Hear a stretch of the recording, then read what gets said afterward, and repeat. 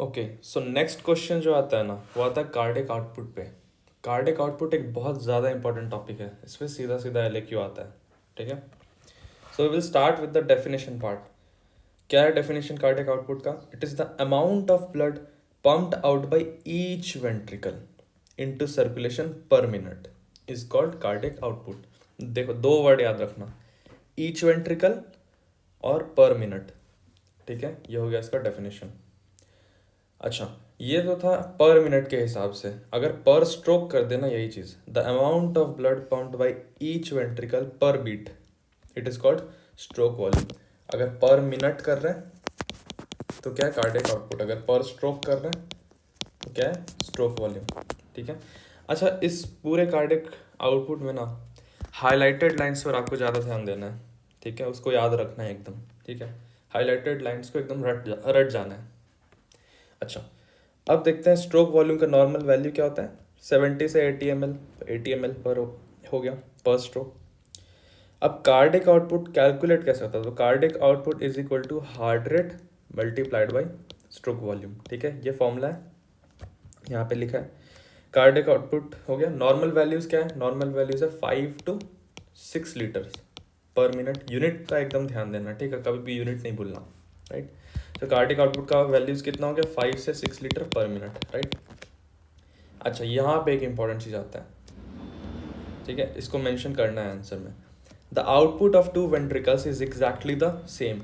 Each ventricle pumps 5 to 6 litre of blood into the circulation per minute. This is possible since the two ventricles are connected in series. ठीक है, हमने definition में क्या बोला? Pumped by each ventricle, मतलब हर ventricle 5 to 6 litre blood pump कर रहा है सर्कुलेशन में। ठीक है, अब जरा सोचो, राइट वेंट्रिकल भी 5 से 6 लीटर ब्लड पंप किया, लेफ्ट वेंट्रिकल भी 5 से 6 लीटर ब्लड पंप किया।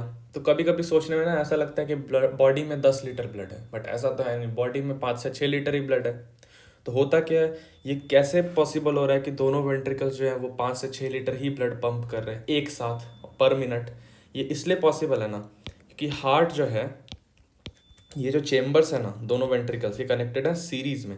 पहले ब्लड यहाँ जाएगा, ब्लड यहाँ जाएगा, यहाँ से वहाँ से पल्मोनरी आर्टरीज में जाएगा, फिर यहाँ आएगा, फिर यहाँ आएगा, फिर यहाँ से एओर्टा में जाएगा। तो ये सब कुछ क्या हो रहा है? सीरीज में हो रहा। वेंट्रिकल्स कैसे कनेक्टेड है? सीरीज में।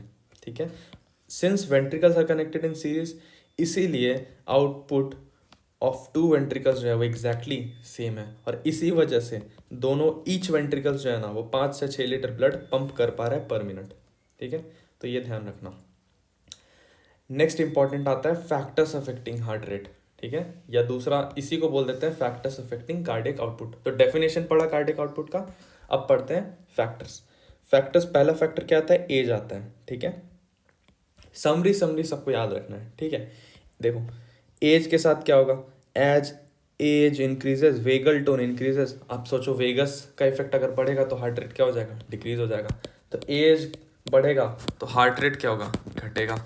सेम जाएगा कार्डियक आउटपुट के साथ। सेक्स, हार्ट रेट जो है वो स्लाइटली हायर है फीमेल्स में एज कम्पेयर टू मेल। तो फीमेल में बात करते हैं तो हार्ट रेट क्या है? ग्रेटर है। ठीक है, बॉडी टेम्परेचर पे बात करते हैं। For each 1 degree Fahrenheit rise in body temperature, heart rate increases by 10 BPM। तो ये भी याद रखना है। अच्छा, यहाँ पे एक इंपॉर्टेंट चीज आता है, मैरिज लॉ। ठीक है, बहुत सिंपल सा है मैरिज लॉ। मैरिज लॉ क्या बोलता है? Heart rate is inversely proportional to systemic BP. ये ठीक है, ये स्टेटमेंट है मैरिज लॉ। बहुत फ्रीक्वेंटली आस्क्ड है, व्हाट इज मैरिज लॉ। तो जैसे यहाँ पे देखो, यहाँ पे फीमेल्स में क्या था? हार्ट रेट ज़्यादा था। क्यों ज़्यादा था? क्योंकि रेस्टिंग सिंपैथेटिक टोन ज़्यादा है।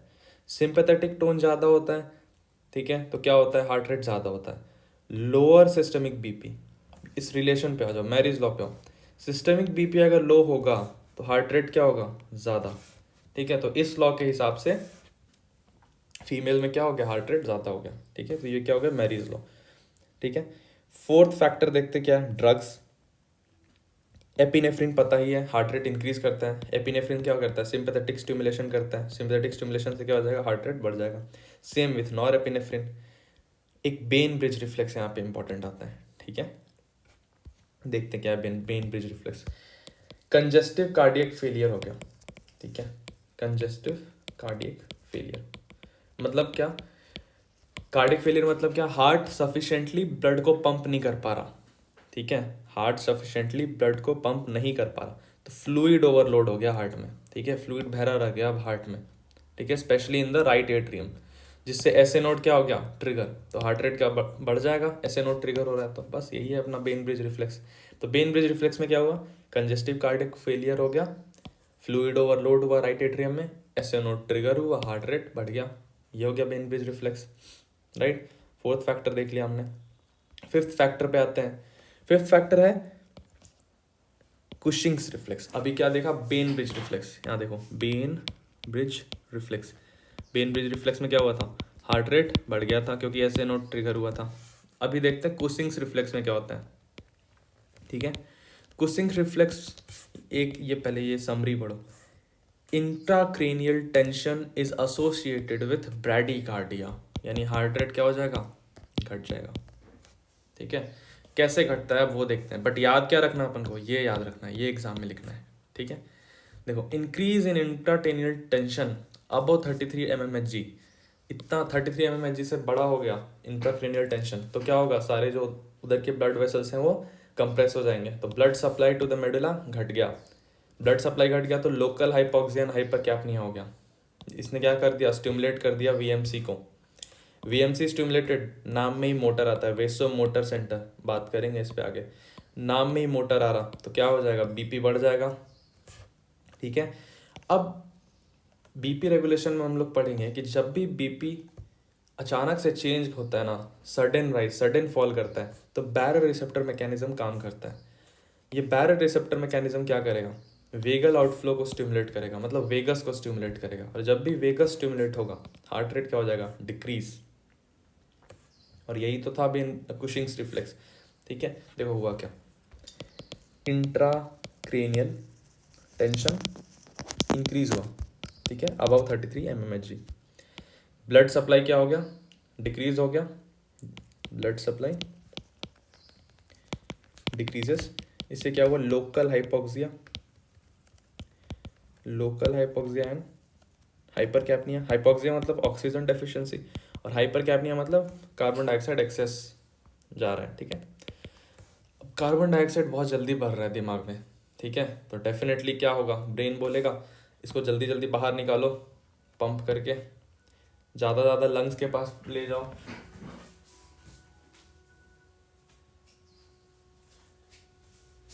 ठीक है। तो लोकल हाइपोक्सिया और हाइपरकैप्निया हो गया, तो वेसो मोटर सेंटर क्या हो गया, स्टिमुलेटेड, वेसो मोटर सेंटर स्टिमुलेट हो गया, तो अब क्या हो गया, बीपी बढ़ गया।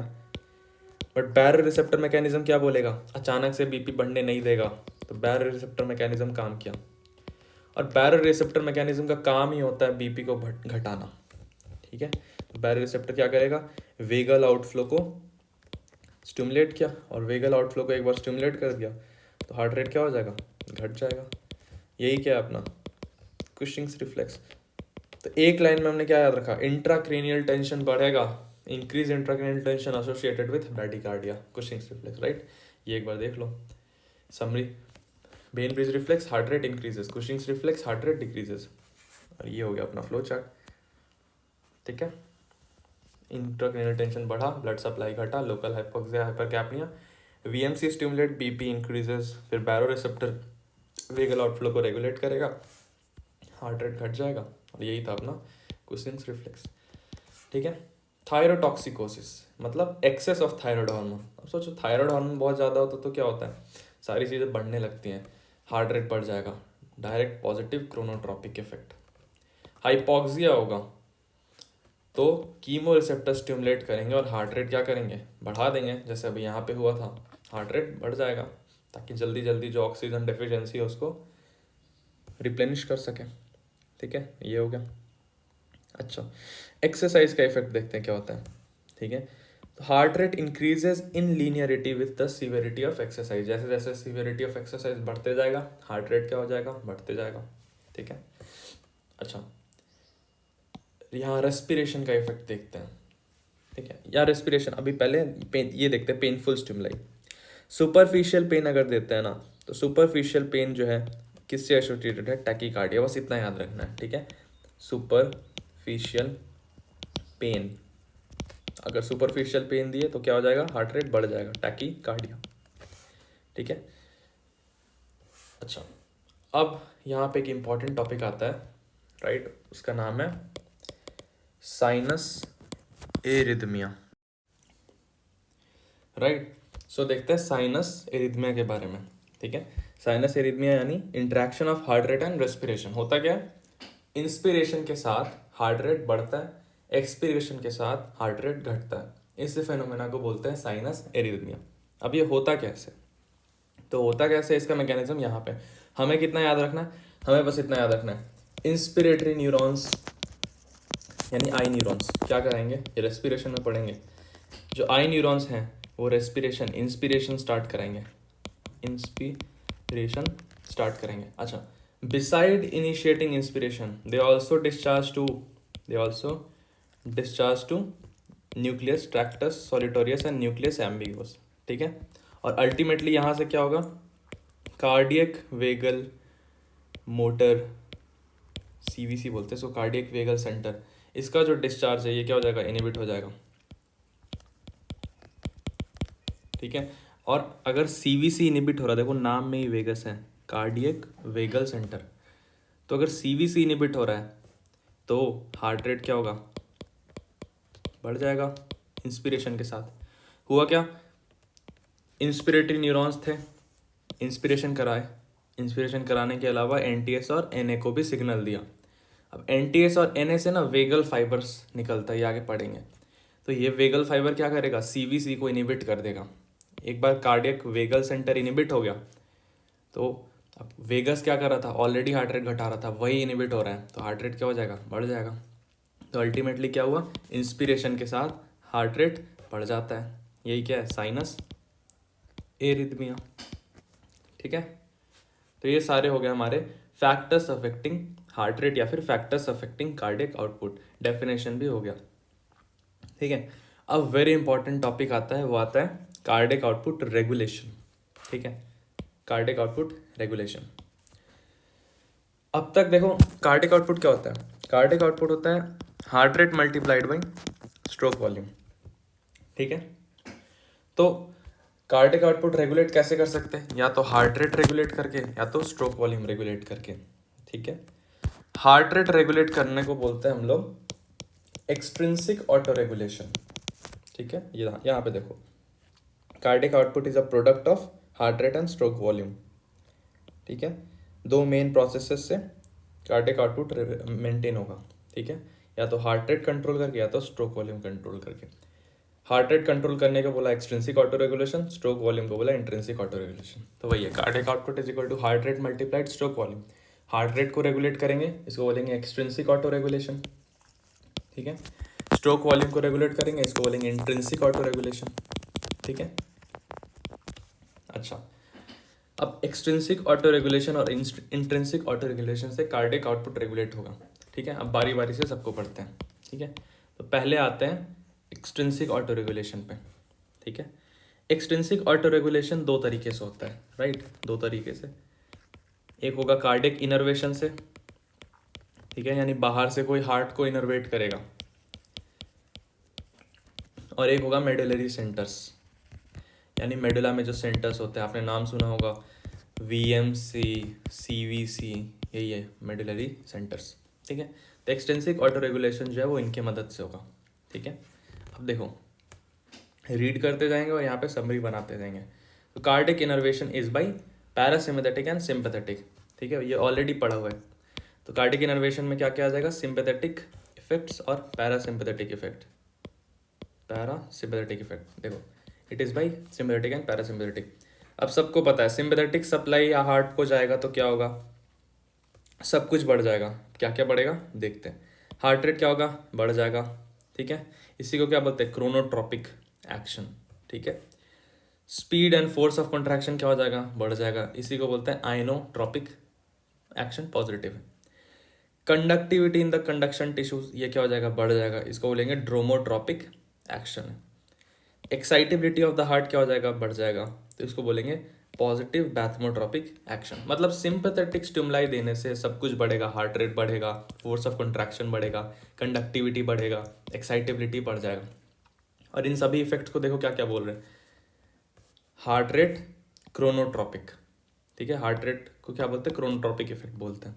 फोर्स ऑफ कंट्रैक्शन को क्या बोलते हैं, आयनोट्रॉपिक। ऐसा सुना होगा आयंस फोर्स एक्सर्ट करते हैं, तो फोर्स ऑफ कंट्रैक्शन को किससे रिलेट किया, आयनोट्रॉपिक एक्शन से, ठीक है। ड्रोमोट्रॉपिक, देखो ड्रोन क्या होता है, ड्रोन उड़ता है एक जगह से दूसरी जगह, तो थोड़ा कंडक्ट करता है, ऐसे विजुअलाइज कर सकते हैं। तो ड्रोमोट्रॉपिक किससे रिलेटेड है, कंडक्टिविटी से रिलेटेड है। बैथमोट्रॉपिक, बाथरूम में क्या होता है, बाथरूम में हम सब नहाने के लिए एक्साइटेड होता है सुबह सुबह, तो इसलिए बोलते हैं एक्साइटेबिलिटी ऑफ द हार्ट, ठीक है। Bathmotropic excitability of the heart, dromotropic conductivity से रिलेटेड, आयनोट्रॉपिक आयंस क्या करते हैं, फोर्स लगाते हैं, तो force of contraction, chronotropic heart rate, ठीक है। ये सारे इफेक्ट्स याद रखने का एक तरीका होगा, ठीक है। तो कार्डिक इनर्वेशन में सिंपैथेटिक हो गया। अब पैरासिम्पैथेटिक क्या करेगा, ठीक है, इसका उल्टा करेगा। देखो यहाँ पे जो भी था सारा यहाँ पे उल्टा हो जाएगा। डिक्रीज इन हार्ट रेट यानी negative chronotropic action, negative dromotropic action, negative inotropic action, ठीक है, ये चीज़ हो गया। अब पैरासिम्पैथेटिक ऐसा कैसे करता है ये देखते हैं। तो पैरासिम्पैथेटिक वेगस नर्व के थ्रू ये करता है, ठीक है, इतना याद रखना है। अच्छा, एक इम्पॉर्टेंट टॉपिक यहाँ पे आता है, वो है ये, एक इम्पॉर्टेंट कॉन्सेप्ट है, ठीक है। देखो नॉर्मली जो हमारा हार्ट रेट होता है वो कितना होता है, 70 से 80 बीट्स पर मिनट, ठीक है।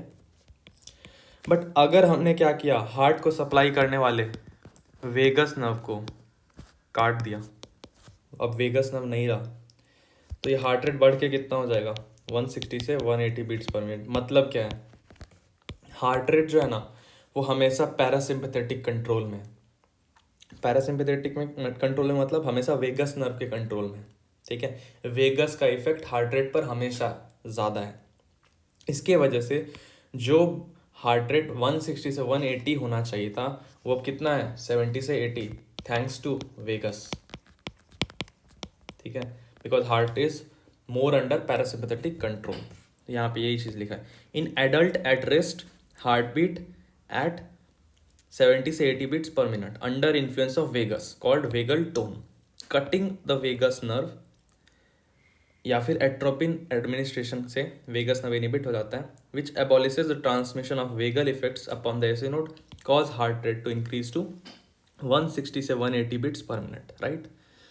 तो कुल मिला के कार्डियक इनर्वेशन में किस क्या क्या देखा, सिंपैथेटिक देखा, पैरासिम्पैथेटिक देखा, और पैरासिम्पैथेटिक क्या है, मोर डोमिनेंट है, इसी की वजह से हमारा हार्ट बीट जो है वो 70 से 80 बीट्स पर मिनट है। वरना कितना होता, अगर पैरासिम्पैथेटिक डोमिनेंट नहीं होता तो होता 160 150 बीट्स पर मिनट के आसपास होता, ठीक है।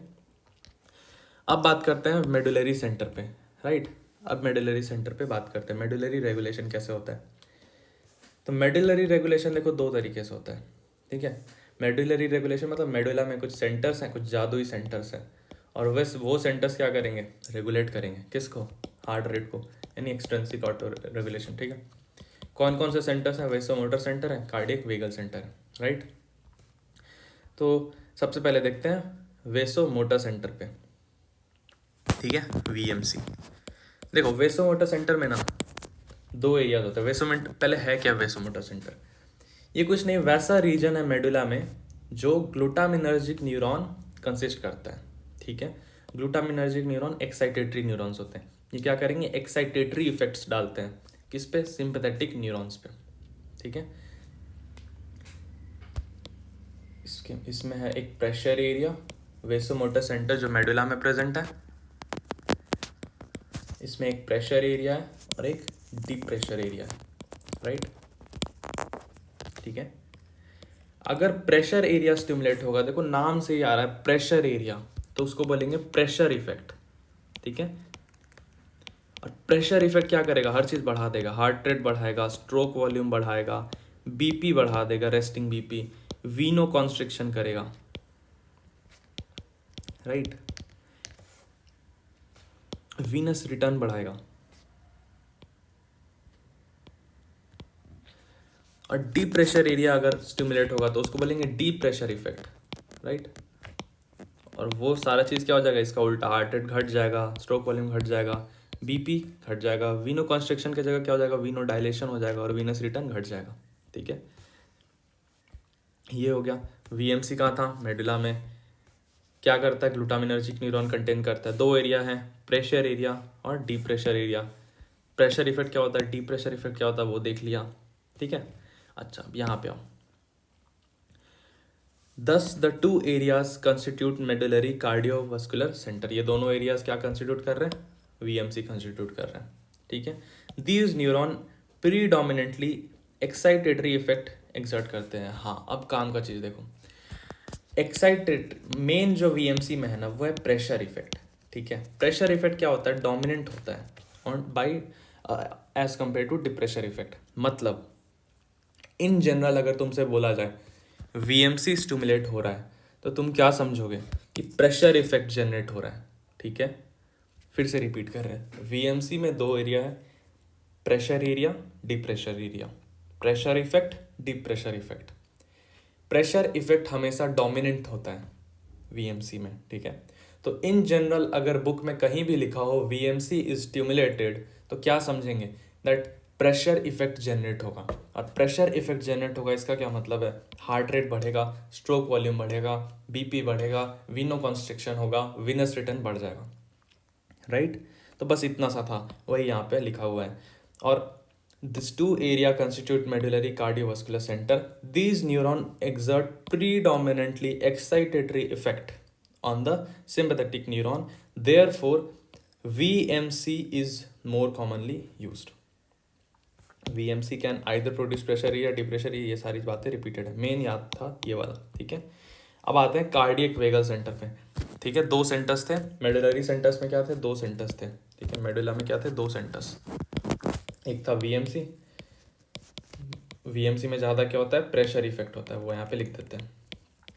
और क्या होता है, कार्डियक वेगल सेंटर होता है। ठीक है, राइट। अब कार्डियक वेगल सेंटर नाम में ही आ रहा है, देखो कार्डियक वेगल सेंटर, किसी के नाम में ही वेगस है, वो क्या करेगा, हार्ट रेट डिक्रीज करेगा। यहाँ पे देखो नाम में ही आता था वेसो मोटर, ये ट्रिक है, मोटर नाम में ही आ रहा तो ये क्या करेगा, हार्ट रेट बढ़ाएगा। बस ये याद रखने का तरीका। ठीक है, तो cardiac vagal centre, vagal heart rate क्या करेगा, घटाएगा। ठीक है, तो यहाँ पे देखो वेगल फाइबर अराइज होते हैं न्यूक्लियस एम्बिगुअस से। ठीक है, अच्छा देखो क्या इसका कहने का मतलब क्या है, ये है न्यूक्लियस ट्रैक्टस सॉलिटोरियस। ठीक है, यहाँ से सिग्नल गया न्यूक्लियस एम्बिगुअस के पास, न्यूक्लियस एम्बिगुअस से क्या निकला, वेगल फाइबर। ठीक है, और ये वेगल फाइबर क्या कर देंगे, हार्ट को इम्पल्स देंगे। वेगल फाइबर से इम्पल्स से ज़्यादा मतलब हार्ट क्या हो जाएगा, इनहिबिट होगा, मतलब हार्ट रेट घट रहा है। ठीक है, ये मतलब है, राइट, कार्डियक वेगल सेंटर का। तो ये पूरा क्या था, ये पूरा था heart rate control, heart rate control या फिर एक्सट्रिंसिक ऑटो रेगुलेशन। ठीक है, cardiac innervation, sympathetic parasympathetic, medullary regulation, vasomotor centre और कार्डियक वेगल सेंटर। इतना हो गया। अब ये वाला देखते हैं हम, यहाँ पे देखो, यहाँ पे देखा था ये heart rate extrinsic auto regulation. अब हम लोग ना स्ट्रोक वॉल्यूम को रेगुलेट करेंगे। ठीक है, देखो कंट्रोल ऑफ स्ट्रोक वॉल्यूम और intrinsic autoregulation, right. Cardiac output is equal to heart rate multiplied stroke volume. Heart rate से कंट्रोल करने को क्या बोलते हैं, extrinsic auto regulation. Stroke volume से कंट्रोल करने को क्या बोलते हैं, इंट्रिंसिक ऑटो रेगुलेशन, राइट। तो अब हम लोग इंट्रिंसिक ऑटो रेगुलेशन पढ़ेंगे। ठीक है, इंट्रिंसिक ऑटो रेगुलेशन दो तरीके का होता है, होमोमेट्रिक और हेटेरोमेट्रिक। ठीक है, तो इंट्रिंसिक ऑटो रेगुलेशन दो तरीके का, होमोमेट्रिक, हेटेरोमेट्रिक, राइट। वही चीज़ यहाँ लिखा है, गवर्न बाय टू मैकेनिज्म्स। अब दोनों प्रोसेसेस को हम लोग डील करते हैं। ठीक है, पहले हम लोग देखते हैं हेटेरोमेट्रिक। ठीक है, हेटेरोमेट्रिक, ये इंपॉर्टेंट है, वेरी इंपॉर्टेंट है, राइट। देखो नाम क्या है, हेटेरोमेट्रिक। हेटेरो मतलब डिफरेंट, मेट्रिक मतलब लेंथ। मतलब स्ट्रोक वॉल्यूम जो है वो डिपेंड करेगा लेंथ ऑफ मसल फाइबर पे, ठीक है।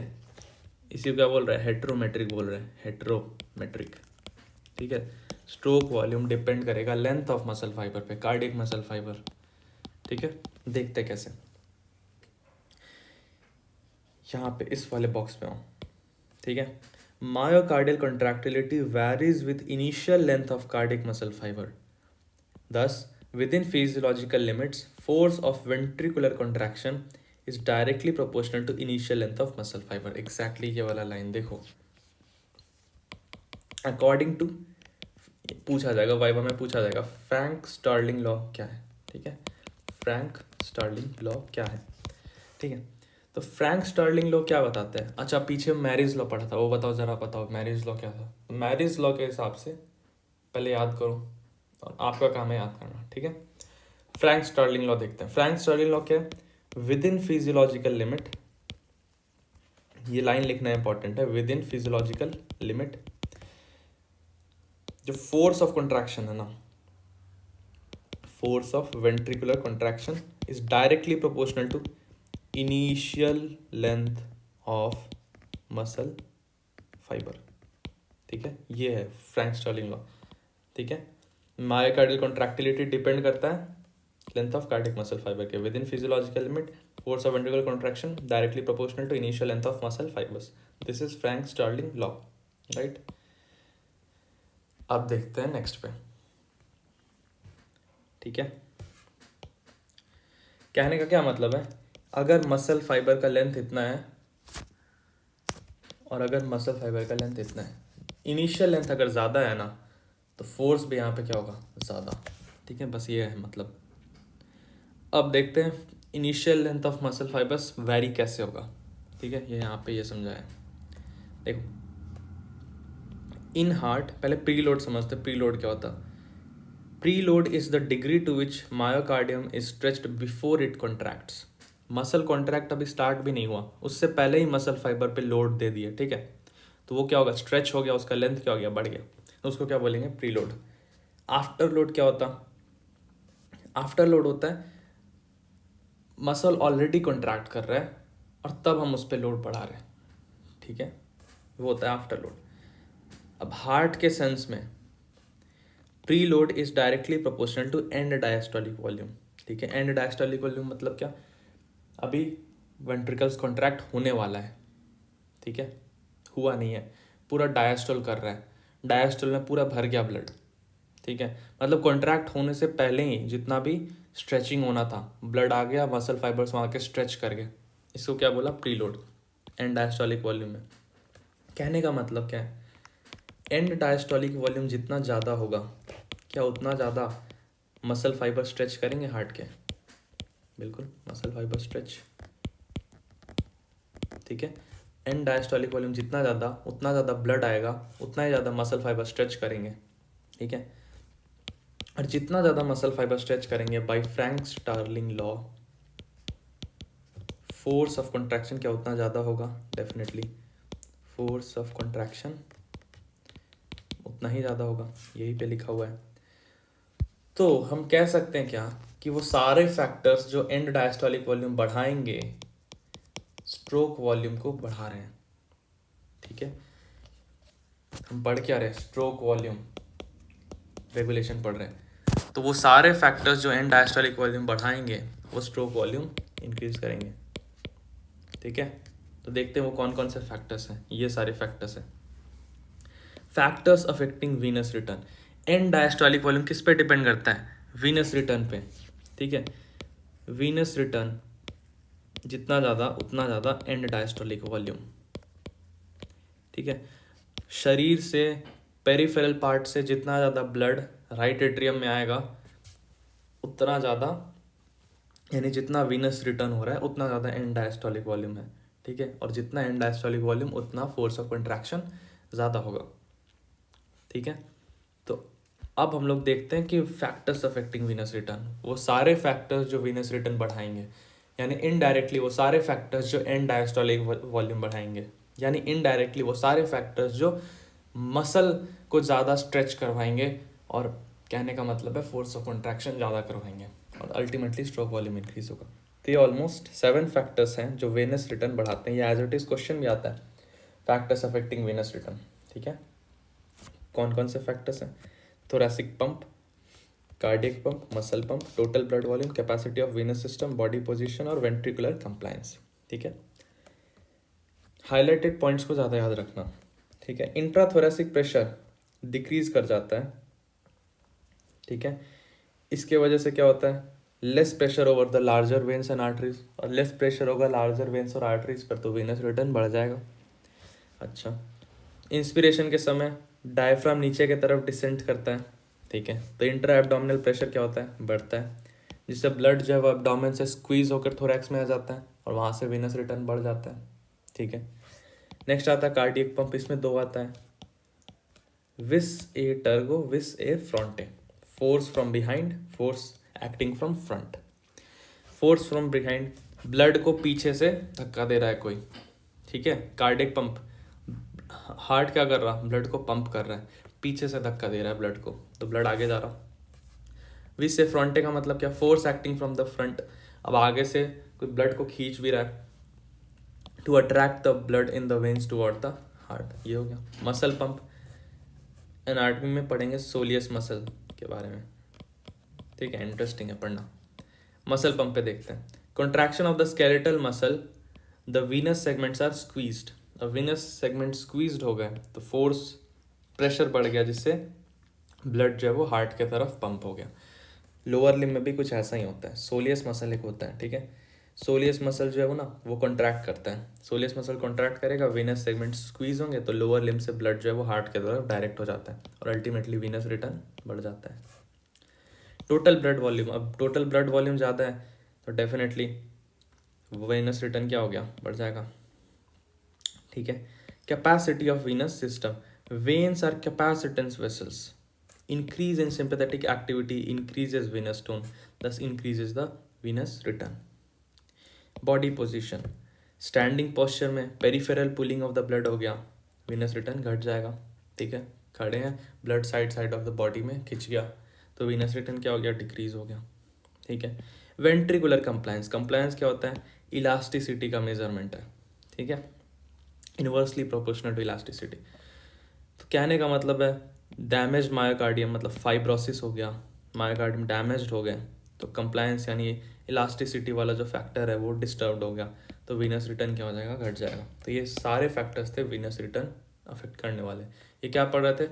होमो हेट्रोमेट्रिक रेगुलेशन। ठीक है, हेट्रोमेट्रिक रेगुलेशन में क्या पढ़ा? Preload after load, Frank Starling law, ये पढ़ा। ठीक है, फ्रैंक स्टार्लिंग लॉ किस पे डिपेंड करता है? And diastolic volume. And diastolic volume किस पे डिपेंड करता है? वीनस रिटर्न पे।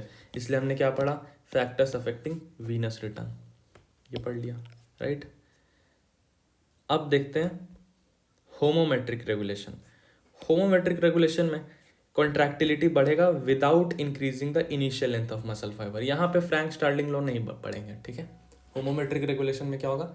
फोर्स ऑफ कॉन्ट्रैक्शन इंक्रीज करेगा without increasing initial length of muscle fibre. ठीक है, तो ये सीधा सीधा देखते क्या क्या फैक्टर्स अफेक्टिंग मायोकार्डियल कॉन्ट्रैक्टिलिटी कौन कौन से हैं? कैटेकोलामाइंस ये बढ़ा देंगे, सिंपैथेटिक नर्व्स ये बढ़ाएंगे, ड्रग्स लाइक ज़ैंथिन, डिजिटलिस, ये सारे जो है वो मायोकार्डियल कॉन्ट्रैक्टिलिटी को बढ़ाएंगे। बस समरी याद रखना है। ठीक है, फैक्टर्स जो डिक्रीज करेंगे मायोकार्डियल कॉन्ट्रैक्टिलिटी को, तो स्टिमुलेशन ऑफ वेगस। ठीक है, intrinsic myocardial depression due to heart failure, myocardial infection हो गया वो डिक्रीज करेगा मायोकार्डियल कॉन्ट्रैक्टिलिटी को। ठीक है, हाइपर कैप्निया, हाइपोक्सिया, एसिडोसिस, ये फार्माकोलॉजिकल डिप्रेशन टी है। तो होमोमेट्रिक में उतना कुछ खास ध्यान नहीं देना, बस नॉर्मल समरी याद कर लेना है। होमोमेट्रिक में कौन कौन से फैक्टर्स मायोकार्डियल कॉन्ट्रैक्टिलिटी को इंक्रीज करेंगे, कौन कौन से डिक्रीज करेंगे। ठीक है, बस नाम याद रखना है, दैट्स इट। तो ये हो गया पूरा कार्डियक आउटपुट रेगुलेशन। ठीक है, हार्ट रेट से कंट्रोल किया, स्ट्रोक वॉल्यूम से कंट्रोल किया। हार्ट रेट से कंट्रोल करने को क्या बोला? Extrinsic auto regulation. Stroke volume से कंट्रोल करने को क्या बोला? Intrinsic auto regulation. Next topic पे आते हैं मेजरमेंट ऑफ कार्डिक आउटपुट। ठीक है, मेजरमेंट ऑफ कार्डिक आउटपुट में पहला आता है डायरेक्ट फिक्स मेथड। ठीक है, फिक्स मेथड देखते हैं क्या होता है। सबका ना इसका स्टेटमेंट याद होना चाहिए। देखो फिक्स प्रिंसिपल क्या होता है, amount of substance taken up by an organ per unit time is equal to arterial level of substance minus the venous level times the blood flow. ठीक है, देखो ये एक ऑर्गन है, ठीक है, यहाँ पे ब्लड आ रहा है और यहाँ से ब्लड जा रहा है। कहने का मतलब ये आर्टरी है और ये वेन्स है। ठीक है, हमें हमें क्या करना है, हमें कार्डिक आउटपुट मेजर करना है, राइट। फिक्स प्रिंसिपल क्या कहता है, amount of substance taken up by an organ. ठीक है, amount of substance taken up by organ per minute per unit time is equal to arterial level of substance minus venous level.